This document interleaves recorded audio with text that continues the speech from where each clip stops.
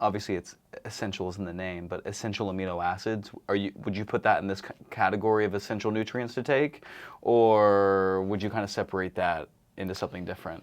So, because obviously we're eating protein, we're eating our meats, so we're getting them, but yeah, what are your thoughts on that? Yeah, okay, so protein, again, is absolutely essential. And so protein is made up of what's called amino acids. So they're the building blocks of protein. And there's hundreds of different amino acids.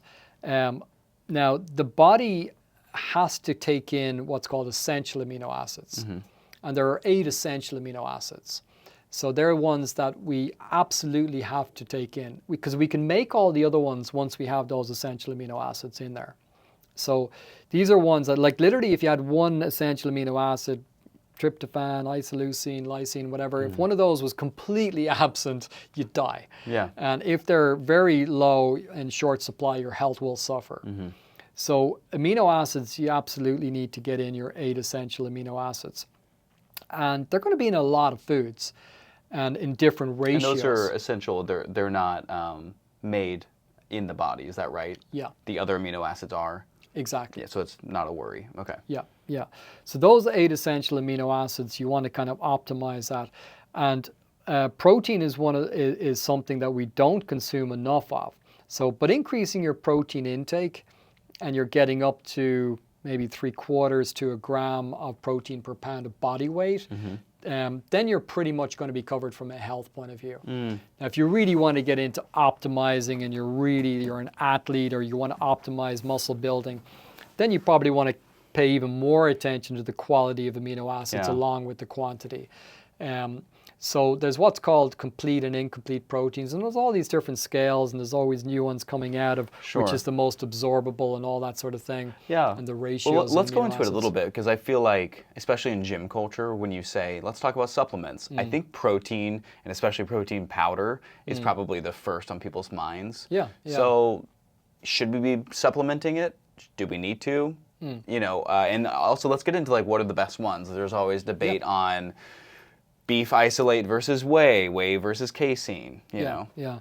Well, first of all, I do think this is one where if you optimize the diet and you get really good quality, so again, if it's grass-fed, pasture-raised eggs and organ meats and all these things, then you're going to have awesome protein, and you shouldn't need to supplement.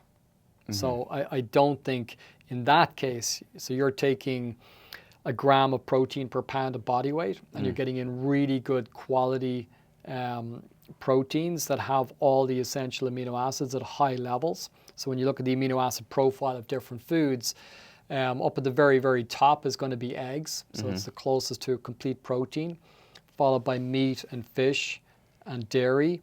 And then it starts to drop off quite a lot. Yeah. So a lot of like grains, for instance, and plant-based proteins, they will generally be incomplete, where some of the amino acids are much, much lower. So some might be higher, some might be lower.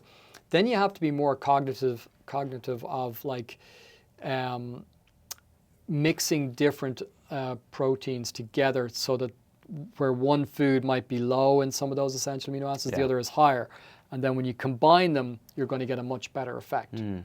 So if you have a grain and a legume, both together, one has low and some other is low on the other, but if you combine them in a meal, it's going to be better. Peanuts, eggs, that's one that we used to talk about before. Yeah, well, eggs are pretty ones. good on their own, but peanuts, there's a couple of amino acids that just make it like even better. It's almost like the best combination of any 2 foods from an amino acid perspective in the world. But I'm thinking more things like, for instance, if you had oatmeal and you had beans and you put those together, that's going to really help. But once you're in the first class proteins, you don't need to worry about the combinations. If you just have a piece of salmon, for instance, you've got all your essential amino acids. Pretty good optimal Let's give people some real practical help here. Like, you're in Whole Foods, and, you know, Thurston, you're going to go get your protein for the week. What are you grabbing first? Bodybuilders and people in fitness, they love chicken, because it's lean and because it's high in protein. Is that what you're reaching for first? Is it the steak? What's first on your mind? Yeah, well, I mean, again, just very general. Like I said, the eggs, fish and meat, and dairy are all first-class proteins. So if you're consuming, 150 grams, I mean, it depends obviously on your weight. So let's say you're 180 pounds weight-wise.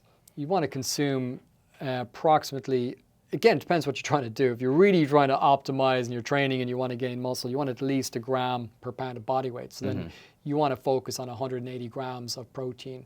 Now, even for people looking for weight loss, this is very important because, and we covered this in the weight loss thing, as you lose weight, you want to preserve muscle tissue. You want to lose fat, not muscle.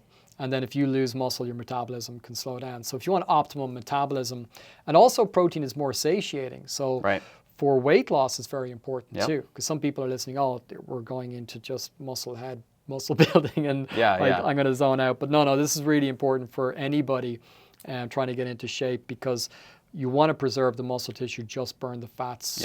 Super important. So yeah, I mean, that I'm just going to say, okay, get the first class proteins in if you can.